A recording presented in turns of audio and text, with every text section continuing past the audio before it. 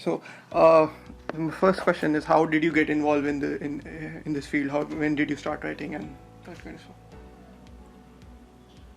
So after university, I wanted to work in cricket in some capacity. So I did some work experience at what used to be called All Out Cricket magazine, where I met Bill Oliver, who was the co-founder of CricViz's. And various work CricViz early on, but this was back in about 2017, and since then, as the company's grown, we've been doing more and more different things. We do broadcast work, we do written stuff, we work with teams. So the company's started out quite small and has got pretty big pretty quickly, and it's been quite an exciting journey to be part of. I think, like, to be part of it from fairly close to the start, if not, definitely not the beginning. It was already up and running by the time I came on board, but it's been nice to kind of see it grow over the last couple of years. And yeah, with everything being rather on pause at the moment, it's quite a good opportunity to almost take stock and, you know, look at how far we've come in quite a small period of time. What do you put it down to? The need, how teams have really taken up the data and this kind of approach. What do you put it down to? Is it the need of the team that is because there is franchise cricket and they want the best approach? I think it's a range of things. I think partly it's that because franchise cricket has a bit more money in it, and so there's more of an opportunity for teams to look at areas where they can get advantage that they might not have been able to before, back when there was slightly less money in the game. I think it's also that 2020 cricket, being the form of the game that franchises play and domestic teams play, T20 cricket is more relevant to analytics, and analytics is more relevant to T20 because it's a shorter game. There's more data available so much more quickly because more games are played, so the information that is kind of accrued over time is just so much greater. So England played their 1000th test recently, but like, you play 1,000 T20s does not take as long as 1,000 test matches, to state the obvious. And so you get this weight of information. So I think it's more valuable in T20 cricket than other formats, full stop. And I think as a result, franchises, when they're looking for areas to improve, I think that's kind of where it comes from. It's a recognition that it's an area which is improving as well, and as people take 2020 more seriously, it's important that people look into every avenue to make their teams better. So data, you think data can be, there are ways to, obviously, you would know obviously better than me, there's ways to manipulate the data. You change the entry point, you change the data. And for example, when Sarfaraz was dropped, there was a lot of, people throwing around data, somebody using some percentages, somebody using some averages. Have you seen examples where you look at, I don't want you to quote examples, but do you see such examples where you look at data and say, okay, this looks a bit fishy, this looks something? Yeah, of course. Yeah, you always see, you see people slightly, it's the old phrase, isn't it? It's lies, damn lies, and statistics. People always like the idea of being able to support something that they think intuitively, and support it with quote unquote facts. I think that it's hard to maybe look at anyone's model or anyone's choice of statistics and say that it's fishy or wrong, because it is inherently subjective. So yeah, with something like when Sarfaraz was dropped, you could look at his average against spin or his average against pace, or you could look at his average against off spin, or you could go as granular and specific as you want to if you're trying to find something to criticise him, or you could zoom out completely and look at maybe just his average or something really basic, or his average over the last 12 months. And essentially, when you're working with that kind of data, i.e. kind of just facts, like base scorecard facts, you can always kind of skew it to get a perspective that you want to, obviously within reason. I think that's why things like weighted averages and some of our measures like batting impact and bowling impact, which are based on the scorecard, but they're trying to go beyond it and look at the wider context of the games, and basically rather than looking at small sample sizes of, so say Sarfaraz had faced 10 balls of off spin and he'd been out twice, you could say, oh, he's terrible against off spin, but actually that's not as relevant as, yeah, but was he facing those when the required rate was 12 runs per over and he needed to hit out, so actually there wasn't much value to him nurdling it around at 3 runs per over. So actually in that scenario it was better for him to go extremely attacking because he needed to keep up with the required rate that allowed Pakistan to win a game. Hypothetical game I've made up. But I think that's probably more what I'd say is it's not that anyone's bad or any particular way of presenting statistics is bad. It's just that you've always got to have it in the back of your mind that more context is better because that makes it more relevant and more, I don't know, just more useful for getting to the truth rather than just trying to make an argument for the sake of it. So you mentioned weighted average and match impact. Can you explain those terms a little bit? I've read about it, but your perspective would be better, I guess. Sure. Yeah, weighted average isn't something that I use myself. That's more of a product or a measure that you see elsewhere. That a lot of people do really interesting work with because it's something that you can do just with scorecard. So one of the things that some people do is they weight averages. Or essentially weight runs made in low-scoring games higher than runs made in high-scoring games. So it's better to make 100 when everyone in a game where it's 200 plays 200 plays 250 plays 150, a century is really valuable. But if it's 500 plays 600, then a century is less value. And so you can. I think that's what a lot of people do. Some people do it based on ground averages, so if you make runs on a really high scoring venue then it's held against you a little bit and all that kind of stuff. Basically just trying to say, okay, so your average is 35 but actually you made that in really horrible conditions, like how that took a lot of effort and a lot of skill to average 35 batting where you did and in the conditions you did, and so your weighted average might be 55 and vice versa with someone whose raw data looks good, but actually when you dig a bit deeper, it doesn't look great. Match impact does something slightly similar, I think slightly more nuanced and slightly more creative. And it basically just tries to compare all of the players in any game and look at the individual contributions of any player in terms of whether they raised the score of their team above what the average player might have. So the average player in the middle over a 2020 match is gonna, in a normal game, is gonna score at about 7 runs per over and get out about every 15 balls, that kind of thing. Obviously it varies from game to game hugely and depending on the players involved. But if a player scores at 10 runs per over in the middle overs, that's really valuable. So say someone gets a 20 off 10 in the middle overs of a T20 game, that's really, really valuable because you've come in, you've charged along, you've given a real boost at a time when run rates are quite low. But if someone gets 20 off 10 in the last 2 overs of a T20, when, as we'd say, the run environment is very high, essentially we expect players to score quickly at that stage of a game, 20 off 10 is a bit less valuable. So whilst on a scorecard, these two players have both made 20 runs from 10 balls faced, and their averages and their strike rate across their career would reflect that. The match impact, or in this case the batting impact of player 1, who scored in the more difficult time in the lower run environment of the middle overs, would have a higher match impact, maybe something like +6, +7, whereas the guy who made 20 off 10 at the end might have a match impact of maybe +2, something like that, because we're anticipating them to score quickly.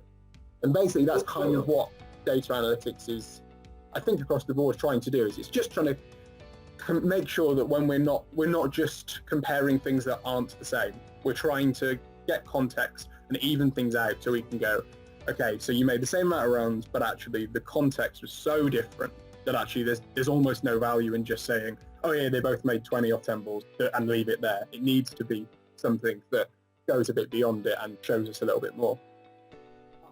So on probably kind of similar subject, you tweeted about Babar Azam getting stuck a little bit and eating up deliveries. How much of that is down to Pakistani batting's fragility? Because probably in the past 2 years, I don't have the data correct in my hand, but our batting usually it's historically been quite fragile. So is it due to the team's role he has, that you bat one from one side and from the other side they do whatever they do? Yeah, it's definitely something worth considering, and at times it does kind of touch on the limits of analytics a little bit, because Babar bats conservatively because he knows there isn't much batting around him. And actually, if you put him in, I don't know, if you put him in the England T20 side, not that he might not get in it, but he'd certainly be in and around it. And if he opened the batting for England, where he's got really good, high-quality batsmen coming after him for the next 6-7 spots, he'll probably be able to go a bit harder. And whilst he might get out a bit more often, he's probably going to score a bit quicker. I think that is fair. It's also fair to say that Babar is a brilliant one-day player. He's like, in terms of like in the Joe Root mould of, he makes those chanceless centuries off about 110 balls, and that is where he is most comfortable.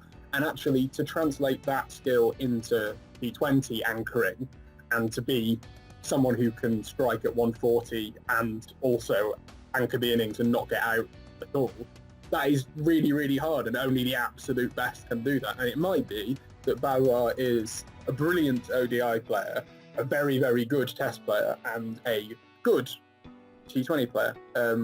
It's hard to drill down at the moment because he doesn't, like you say, he doesn't have much support from the rest of his side. But I think that is changing. There are a lot of very talented young Pakistan batsmen coming through, and hopefully over the coming years we'll see a little bit more of that. And as he gets a slightly more solid team around him, maybe we'll see him play in a slightly different way.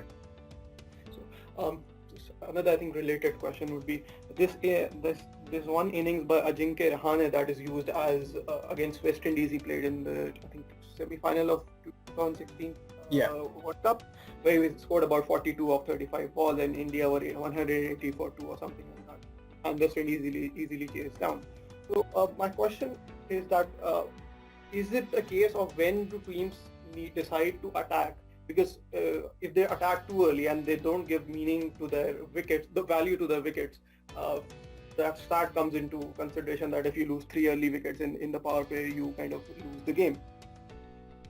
Yeah, I mean, Rahane's innings is kind of the iconic one of what Tim Wigmore always calls the match-losing innings, which is where you come in, you bat for a period of time, which in any other form of the game, you think the longer you bat, the better you're doing. But actually, in T20, if you're scoring below the rate that you need to, then you're killing your team.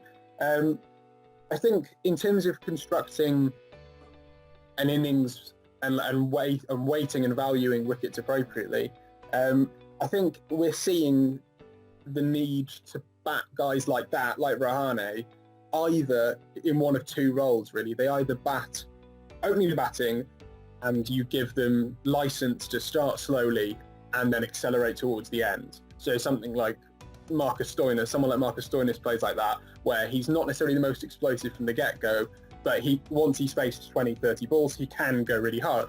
So that's one role. Or you use a player like Steve Smith, who Rahane has played with at Rajasthan, and part of the reason why they've struggled at times is because they're similar players. But Smith is used for Australia as almost like a firewall player, so he doesn't open the batting.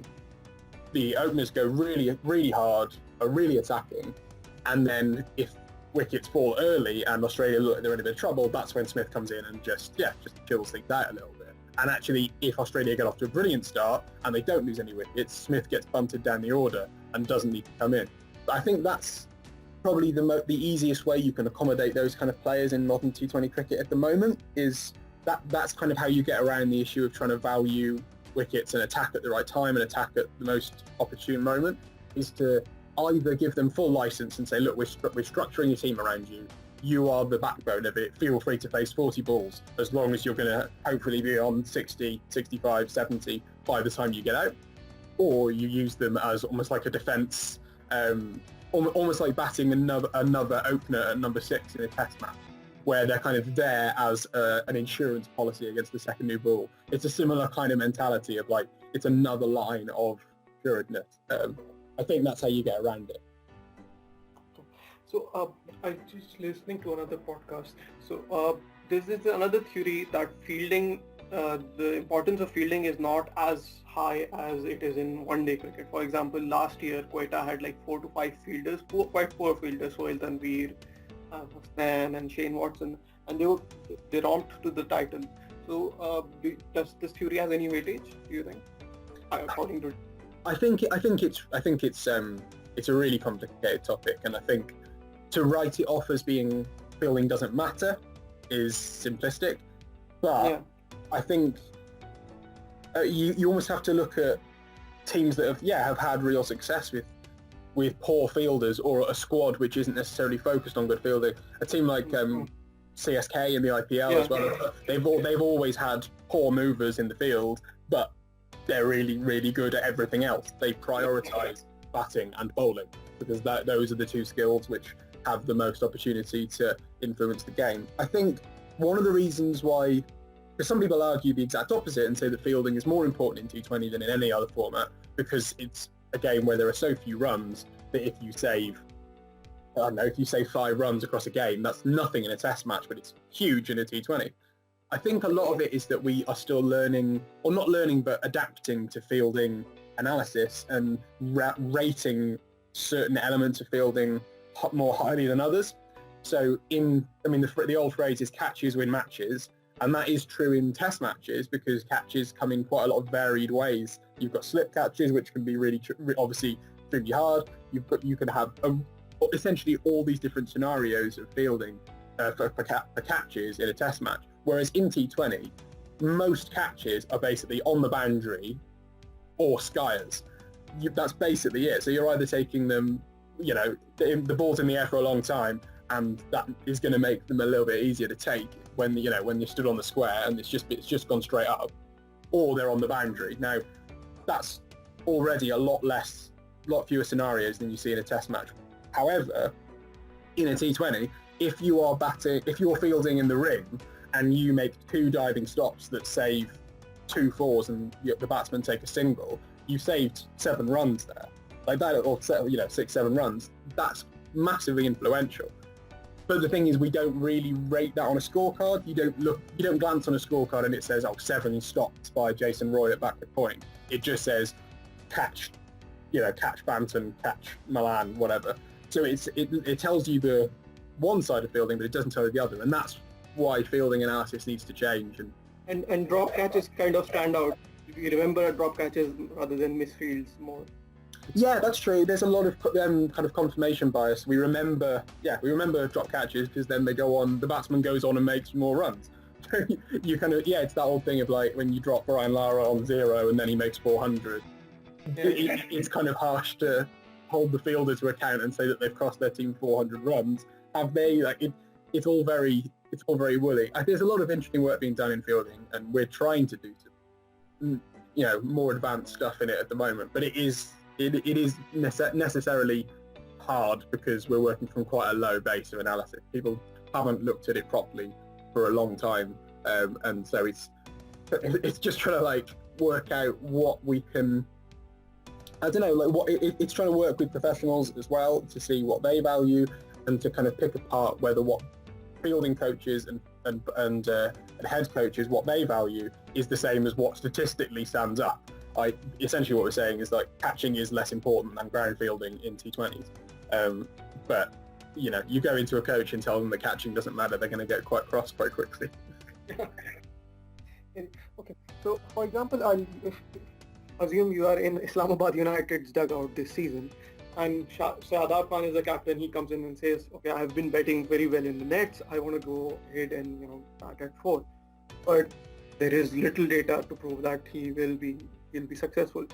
How do you kind of deal with that situation?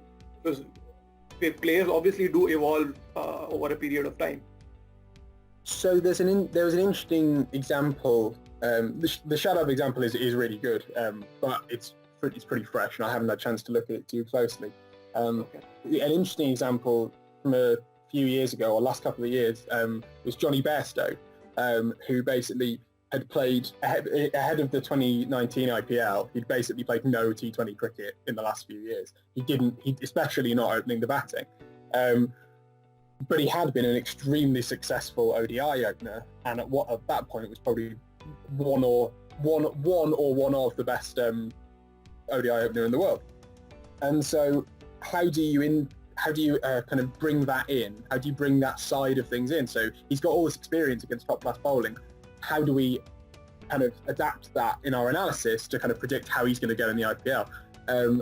And at the time, I think we didn't place enough emphasis on that, and so we predicted that he wouldn't do very well. And since then, we've done more research into kind of the influence of other formats and form and all that kind of stuff. And actually, we can see that we got that wrong, and Bairstow was clearly working from such a base of just general batting ability.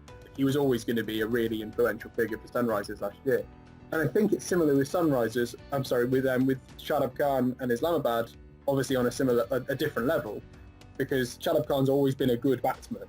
He's just never been used in this particular role. And so the challenge for analysts, and obviously Islamabad have a reputation as being a very analytical team, the challenge for analysts is to get the balance right in terms of the weightings of their data and the way they bring in other formats, information, to kind of predict how they're going to go in any given role. And that is really tricky. I think with someone like Shadab, though, he's obviously such an influential figure in that dressing room because he's captain and because he's a leg spinning all-rounder, which is pretty much... He's been with them for Yeah, exactly. He's an icon for that team, and so he can come in and go, hey, look, I want to do this. Is there any evidence that I definitely shouldn't?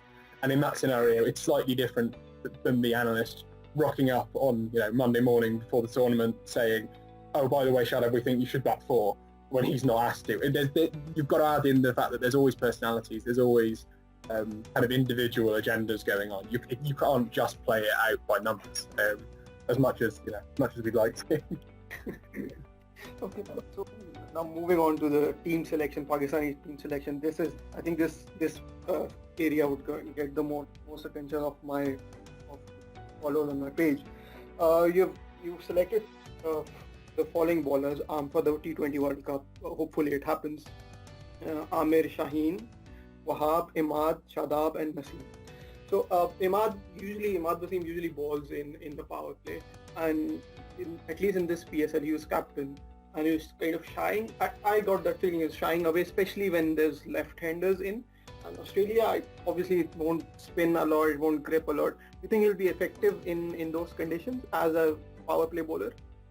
I think maybe as a power play bowler, slightly less. You can still be very effective in Australia as a conventional T20 finger spinner. You have to be good, but Imad is good. He has good control of his length, and he's not necessarily a huge spinner of the ball, but he is an intelligent bowler. And also, part of the reason for selecting him is that he's also a very effective batsman in the top 7 as well. So that helps his case.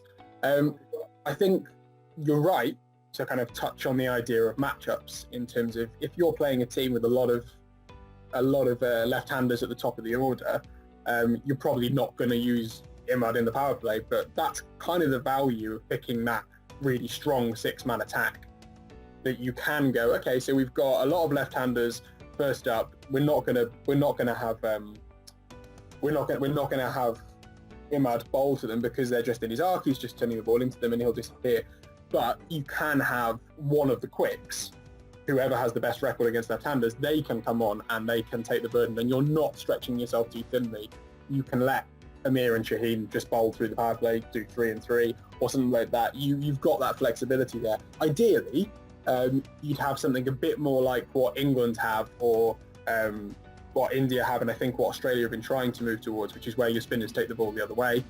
So for England, you've got Adil Rashid and Moeen Ali. So if you've got lots of left-handers at the top of the order, they bowl Moeen in the power play, and if you've got lots of right-handers, they might bring on Rashid early for 1 or 2 in the power play, turning the ball away from them. I think that's kind of the issue. In terms of conditions, I wouldn't be too worried about Imad. I think he'll find a way to succeed. And part of the reason why you have that deep attack is that if he doesn't, then that's fine. He doesn't need to bowl all his overs. You just have someone else come in and pick up the slack. That's where Hafeez's lack of form with the ball will be an issue, I guess. We won't have that off-spinning option if he's picked. I think he'll be picked. I think that's an interesting example, isn't it? Because if Hafeez was on top of his game, batting and bowling, then that solves that problem. As it is, he's not really, and he's clearly a very experienced player, but given the makeup of the team, they would want a fully fit Mohammad Hafeez and a fully effective Mohammad Hafeez in that side. But I'm not 100% sure that an off-form Mohammad Hafeez is actually something you want to take to Australia. A couple of cricketers, like you recently mentioned Wahab Riaz as being unlucky not being picked for the international side. As a Pakistan fan, there are a few names we hear and we kind of shudder. Wahab Riaz, Mohammad Sami, Kamran Akmal. You've seen such horrific performances on occasions with them. I think Wahab Riaz's defensive skills is based on finding a little bit of reverse swing, and in international T20 cricket, in Australia is our focus. Will he be finding any kind of reverse swing? Will he have that kind of hiding space? That's a fair point. I can definitely see how conditions-wise, maybe on the slightly lusher outfields, they might not get as much reverse swing. But I do think that Wahab is a more complete bowler than just that. And also the fact that he's playing in a side, hypothetically, within the attack that I've gone with, he doesn't need to bowl with the new ball. He can only be used at the end of the innings. That's fine. He doesn't need to be too all round. He can maybe bowl two in the middle if he needs to, but he can basically be held back to the end. And whilst Umar Gul was in 2009, sorry I'm interrupting, Umar Gul kind of when he did in 2007, 2009, bowling after the 10th over. I think it's a similar role. I think what they need to accept, or what Pakistan cricket might need to accept more generally, is that Wahab is a bit up and down, but his actual overall record is insanely good, and he's playing as one of the most kind of highly fluctuating roles. He's playing as a death bowler. You're going to have games where you get tonked, and you're going to have games where you clean up and you take 3 wickets and go for no runs. Like, that is the nature of the role. You can demand consistency elsewhere with someone like Imad. You can demand consistency with someone like Shaheen, who, whilst he bowls really full and is really attacking, he shouldn't be getting taken apart in the power play. For someone like Wahab, he's going to have games where he goes the distance, and he's going to have games where he's brilliant for you. And I think that accepting that and just saying, look, we're going to back your record. You've got a death over economy of about 7. Like, we're just gonna trust your record. I think that is still the best opportunity. It might be that, if he's just completely persona non grata and he's not going to get picked, then there are Pakistan is very lucky that they've got tons and tons and tons of really, really good seamers. They're not going to suffer if Wahab doesn't play. That attack is still going to be excellent, whether if you bring in Hasnain, or you bring in Tanvir, or you bring in Shinwari, or any of these guys. They're all going to be really good. It's just that I think Wahab is the best of that lot. Did you work with Rauf in the BBL? I didn't work with him because I was out there for my role. I was there for pre-season, and then I was working remotely. But I met him briefly on one of the training days. But as Maxwell will attest to, he's a fairly quiet chap. I can't claim to be their best friends. But he was a fantastic find for the Stars, and again, he's another example of the insane depth in Pakistan cricket, that he was basically not really being discussed and won insanely good BBL, and all of a sudden he's just another one on the list. He's a fantastic bowler. Coming on the batting side, you had Fakhar and Asif in your 11. I completely obviously understand it. Because you need 6 hitters. We don't have 6 hitters. Shoaib Malik or Mohammad Hafeez will not play that role. But obviously we don't have the data to prove that form. So how do you back how do you back make that argument for Fakhar and Asif? So part of it is it's to do with the fact that, again, whilst they're still whilst they might not be having good form, they are struggling. It's not like you've got tons and tons of people banging the door down. There's not huge depth in Pakistani batting especially compared to the bowling. It kind of makes it, it shows it up. But Asif is quite a classic example of he's someone who is, again, playing in a really high variance role. He's going to have games where he comes off, and he's going to have games where he really doesn't. He might have 3 or 4 games where he really doesn't, but you need to have that player in there. I don't think there's another established player in Pakistan who can play that role. But in terms of data, one thing I would say is that what he has is a lot of numbers which prove that he has a base level of ability in that role. So in terms of his power rating, which is something we do at CricViz's, where we basically look at the frequency with which someone makes good contact with the ball and it goes for 6 or it goes for 4. Basically look at the run rate of a player when they make good contact with the ball. And his is off the chart for Pakistani batsmen. The only guy that's up there with him is Hyder Ali. And obviously he's at a much smaller sample size to look at. So if I'm looking at constructing a T20 side, I want a powerful hitter in there. I want someone who, if they come off, i.e. their hand-eye is working on any given day, they're making good contact with the ball, I want to know that day is going to be one which wins the game. And I think Asif is still one of those players. With Fakhar, it's a bit different, and I think it's a bit more that he has just been consistently one of the better Pakistan openers.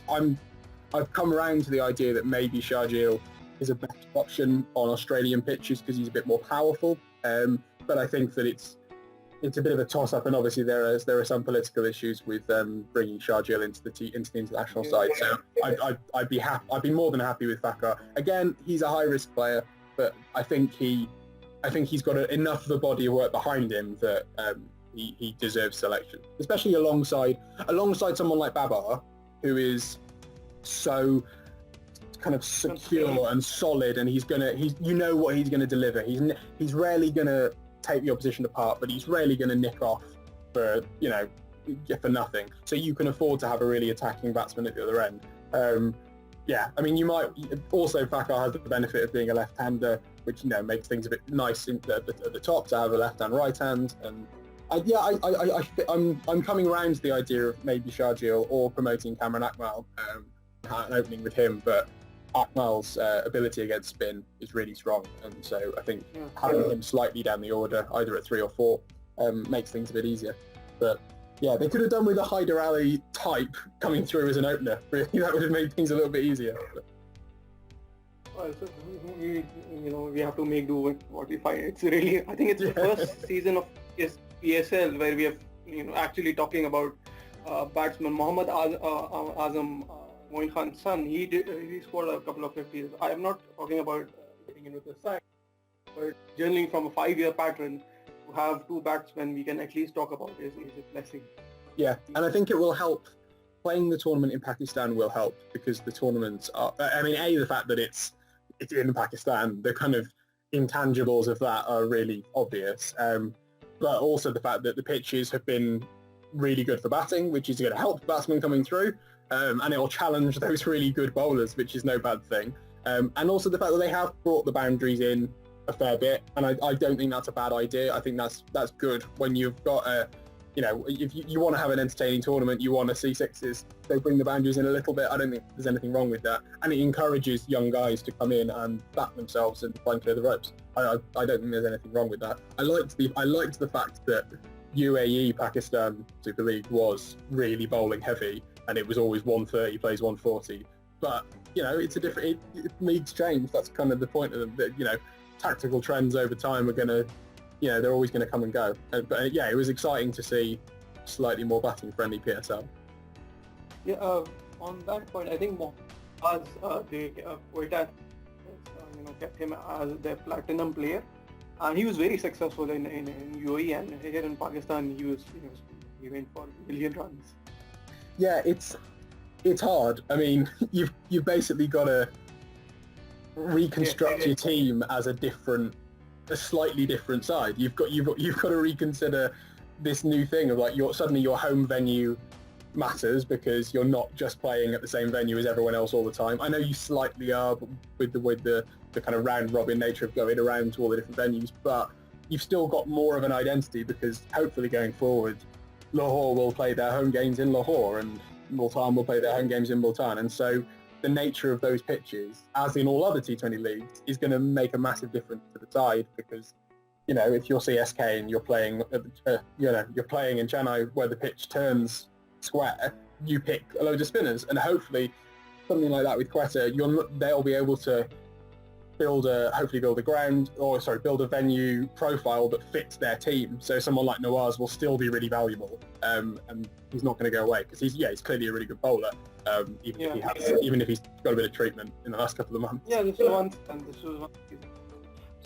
So this is another one particular instance of Hales Nazir. You also tweeted about this when he reverse paddle Shaheen for about. Remember that shot? Yeah, I mean that was amazing. He was like that. He's I think 18 or 19, playing his second match, and Shaheen probably the best bowler in the league, and he was in a position where if Shaheen bowled a bouncer, he'd take it in his face. Yeah. It was incredible. Yeah. Obviously, you have more interaction with cricketers, and you can probably see a little bit of training. Are they practicing this kind of stuff in the background, and is the ball gone, or how do they think about it? I think there's a real difference in mentality between the generations coming through, because I think whilst a lot of the not older players, because obviously none of these players are really old, but the guys in their late 20s, early 30s maybe, they've had to learn these shots throughout their career. So unless you're a Joss Butler or a Glenn Maxwell who basically always had this kind of incredible commitment to these strokes, if you want to play a scoop or you want to play a reverse lap, all these kind of inventive shots to manipulate the field, then you've got to learn it from a base of essentially being a first-class batsman. Whereas the guys coming through now, they have always played like that. They've grown up with T20 cricket. They've grown up with the idea of, oh yeah, it's as important to be able to play a reverse sweep as it is to be able to play a forward defence. And so the way they think about those shots is completely different. And you see it in the mentality of the batsmen as well, that actually they're way less bothered about valuing their wicket. There are more players now who are just happy to go out and swing, knowing that it is the best thing for the team. And so that feeds into the way they practice, that actually, yeah, they do still practice these ramps and the scoops and the reverses because you need to. You still need to practice them. You can't go out and play that kind of a shot as the first time you've ever played it, because otherwise, yeah, you're gonna get hit on the head or you're gonna get clean bowled. Which, to be fair, he did next ball in that Shaheen example. So it's not like he's perfected the art, but it is that thing of there was a clip that went round in England last summer. You might have got seen elsewhere, which was when Tom Banton was batting for Somerset at Taunton, which is a really small ground. It naturally lends itself to batsmen being really attacking in T20 cricket, and that's partly why Babar had so much success there last year, because it is a really batting friendly venue. But it was Banton playing a reverse sweep against a seamer to a ball which was just back of a length, and he reverse sweeps it over third man for 6, and it's just this insane shot.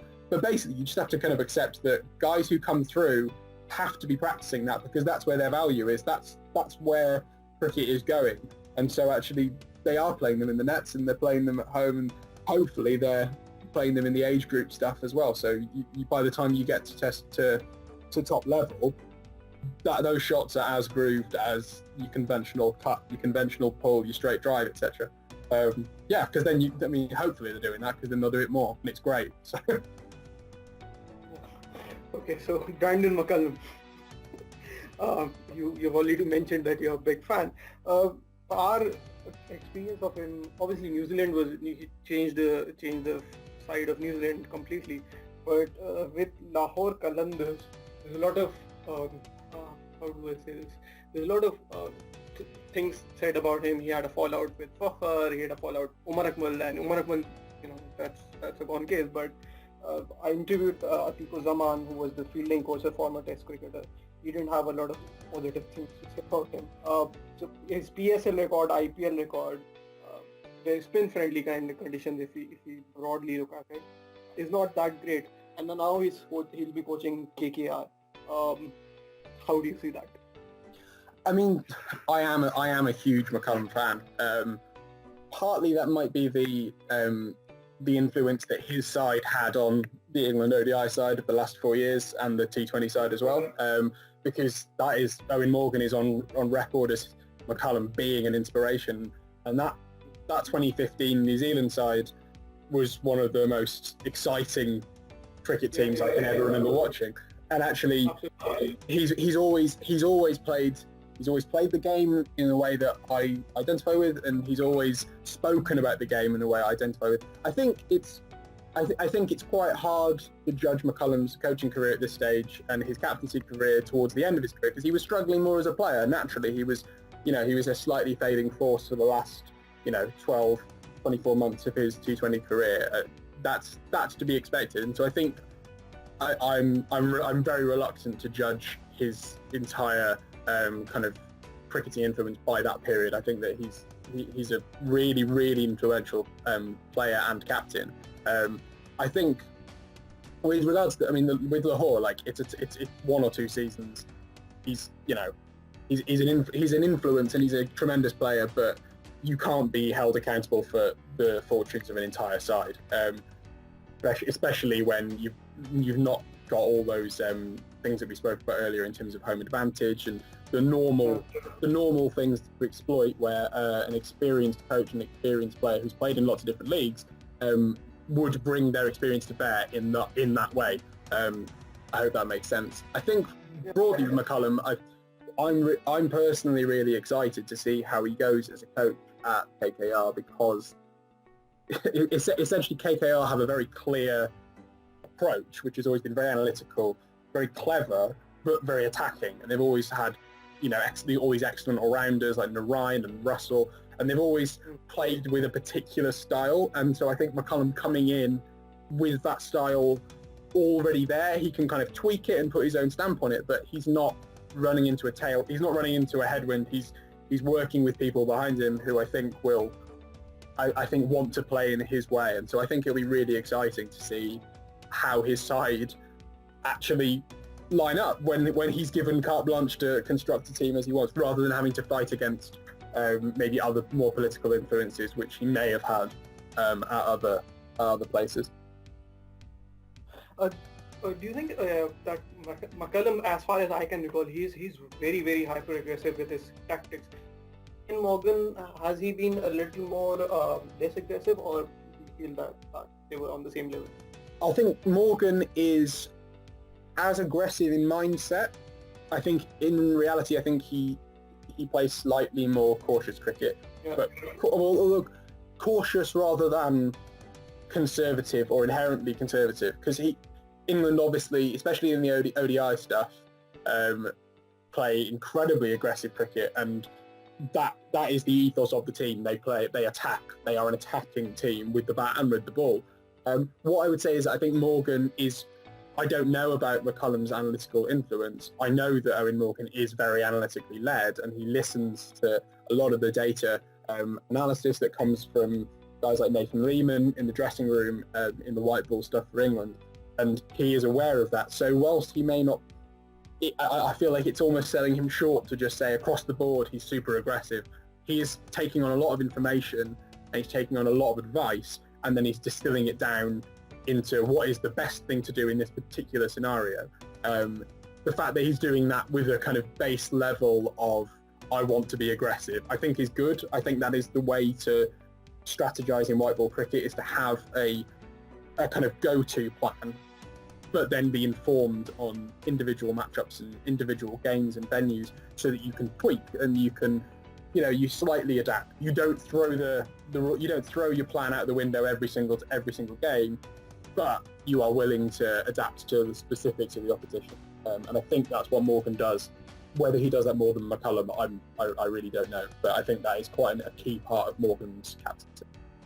Yeah, I can recall this one particular New Zealand series where he would bowl hold and Saudi inside 40 overs and demolish Pakistani batting lineup, and in the end we'll be our tail enders will be batting to Digondo and that kind of the second string of spacers and that kind of thing.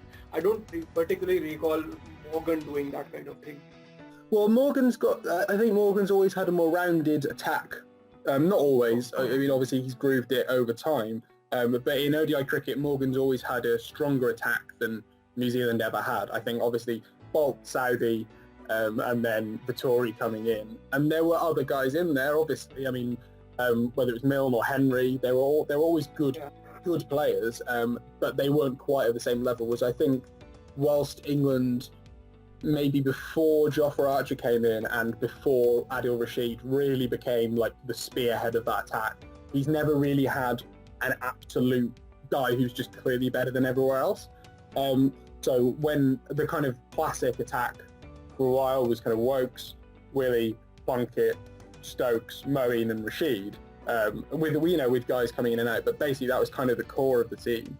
And actually, there's no one in there who is head and shoulders above the rest. They're all good. They're all good bowlers, but it's not as clear in the way as just like bowling Wokes and Willie for 20 overs unchanged or 30 overs unchanged isn't as clearly an attacking move. What I think Morgan has the benefit of is has always had a more flexible attack, so that he's always been able to go, okay, so I've had 6 overs of Wokes and the ball's not swinging, so off he goes. On Moeen's going to come on, he's going to turn the ball away from the left-hander, he's comfortable bowling in the first power play, and bang, he's got a wicket. Whereas I think McCullum in that 2015 team didn't quite have the versatility in his attack to be quite as maybe adventurous, and so actually he had to kind of rely on being aggressive and just backing Bolt and Saudi, which, if you're going to have to back 2 bowlers at that point in their career, that they were probably 2 of the best in the world, so it's not outrageous to say, yeah, chuck 30 overs of them at the opposition and see how they like it. Yeah, I think that's probably what I'd say. So another particular player you've tweeted a fair bit about is Alex Hales. If England have an injury crisis, do you still see him not making the side? And is it only down to Morgan? Because the coach Hales is a very specific case, and Eoin Morgan has handled it, I think, very well throughout. He's handled it very clearly. He's communicated really clearly in saying Hales won't be in the squad, and then saying he's not available because he's not forced to go back into the team. There's not been, I think the phrase he used was the kind of rebuilding of trust, and that's fair enough. If you're going to make a cricketing decision for non-cricketing reasons, I think committing to it and just saying, this is what we're doing, we're not making this a soap opera, this is just the policy, I think that is the best way to do it.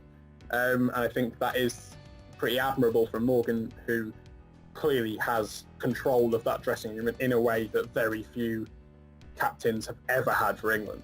I think on cricketing levels, Hales probably deserves to be in amongst discussion to be in the first team, and is almost certainly in the squad.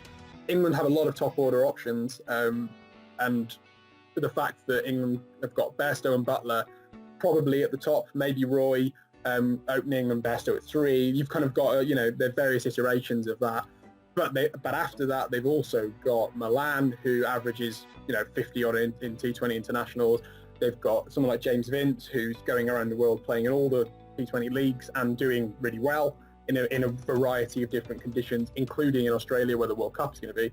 You've got someone like Tom Banton, who, whilst he's had a mixed / really bad PSL, he's clearly a really talented player and did really well in the Big Bash and has absolutely destroyed English domestic T20.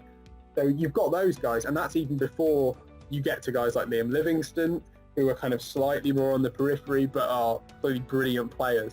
And also just like you've got youngsters coming through, guys like Dan Lawrence, who have started to have more of a career on the T20 circuit as well. So the issue for England is that, the issue for Hales, I would say, is that England don't need to budge on their policy because they've got so many options. It's not, if he was a wrist spinner, and he was as good as he is at batting as he was at wrist-spin, then that would be a different situation because England's spin cupboard is a little bit bare. So they might be willing to maybe slightly change their policy. But as it is, Morgan is able to make quite a strong case and just say, no, we don't need to. We've got all these guys who have all done really well when they've come in and we're willing to back them, which is a shame for Hales, but you can't really argue with the way that Morgan's handled it. So the 100, we are not sure if we'll have it this year or not. But when it was announced, generally reading from the British press, it wasn't like readily accepted. Has it changed now, since the tournament is quite near? Was my reading wrong?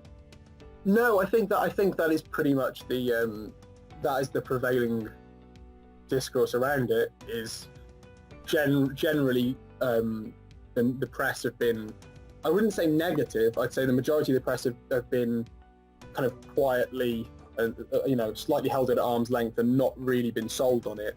I think that's partly due to the nature of who writes about these things, that actually a lot of these people are county cricket specialists and they love the county game and they're fully invested in it, and so coming in and potentially throwing everything up in the air and having this new tournament is clearly quite a lot of change to a routine and that is pretty well set.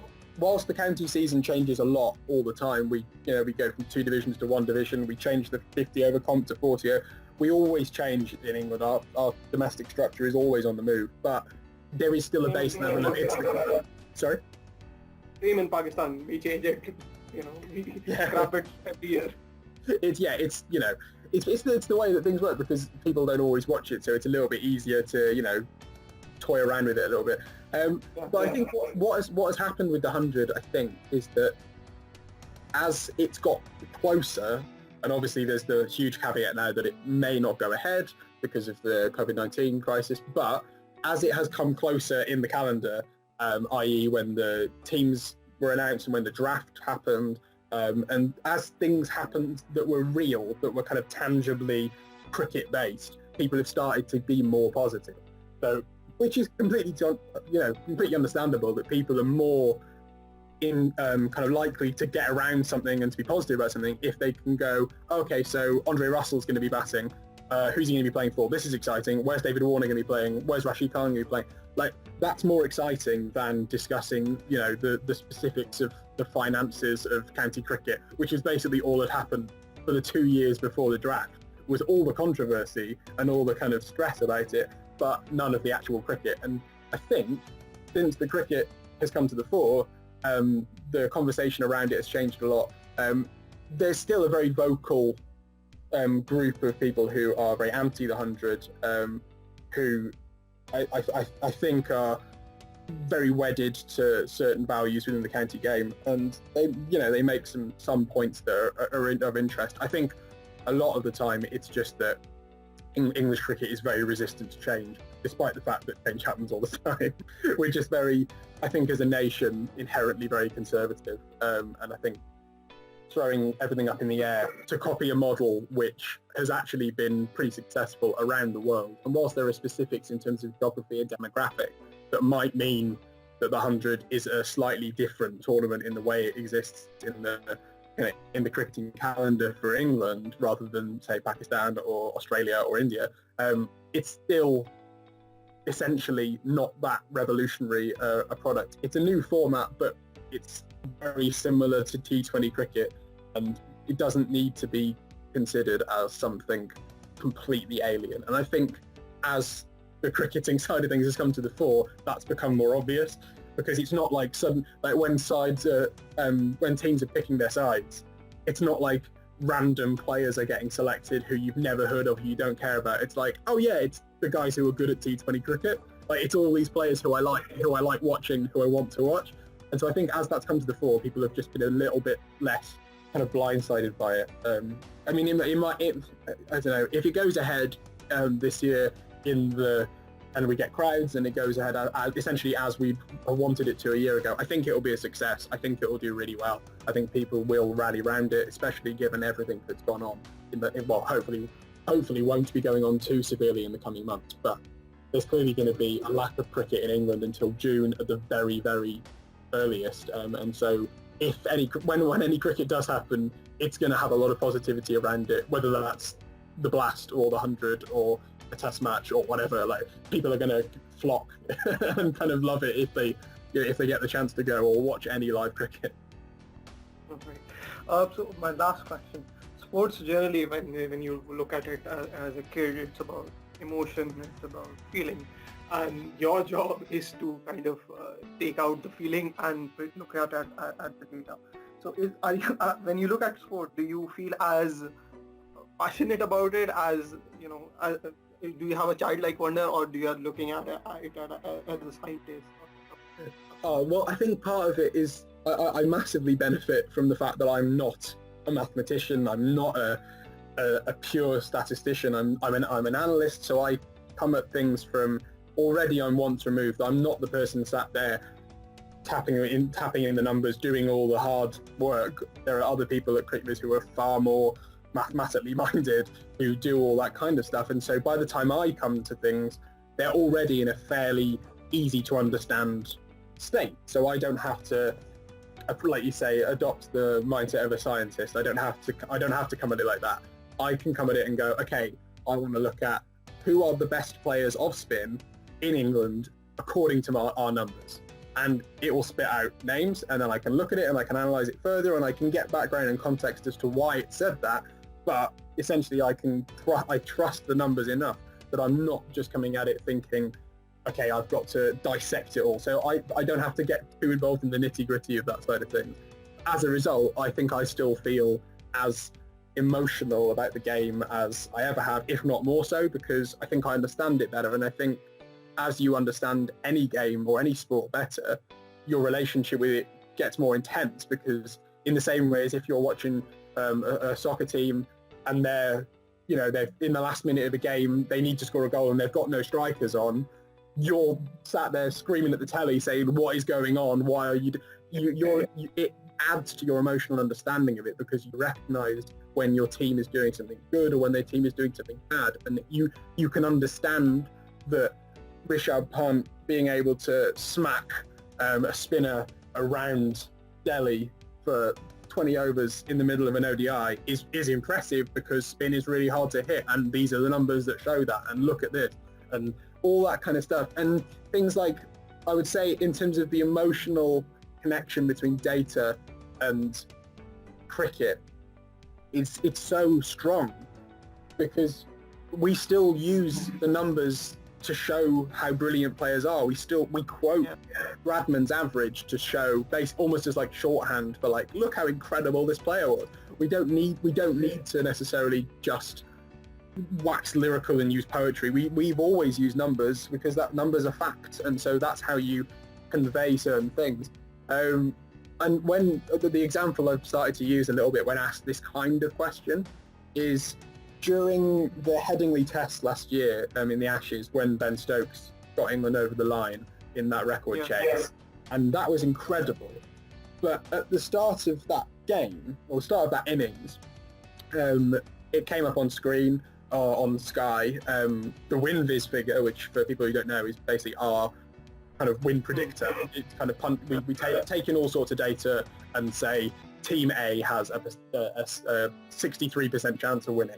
And it provokes debate, and people like to talk about it because it's a bit punchy, but it's a good thing. And so during that chase, when the openers were batting, it was like, okay, well, England have got like a 15% chance of getting this, and so you're looking at it thinking, this is rubbish, okay.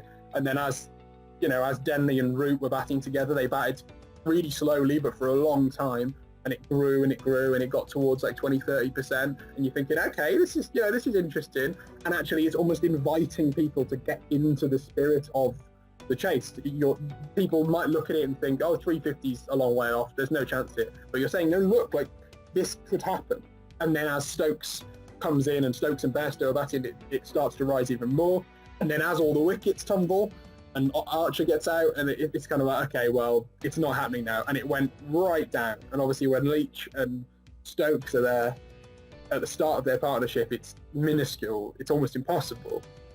And you sat there and you're thinking, okay, this is obviously impossible, and the numbers say it's impossible, and it's all contributing to this environment where you go, okay, this can't happen, and then it does happen, and that actually adds to the fact that you start thinking this wasn't allowed to happen. This didn't exist in the hypotheticals of what the game normally is. It was ridiculous, and I think it just shows that like numbers aren't.